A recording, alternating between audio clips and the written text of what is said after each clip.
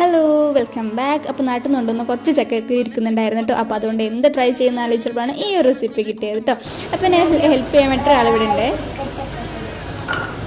അപ്പോൾ നമ്മൾ ആവശ്യത്തിന് ചക്കക്കുരും അതുപോലെ തന്നെ പരിപ്പും കുറച്ച് ചെറിയ ഉള്ളി, വെളുത്തുള്ളി, പച്ചമുളക് ഇതെല്ലാം കൂടി ഇട്ടിട്ട് കുക്കറിലൊന്ന് വേവിച്ചെടുക്കുന്നുണ്ട്.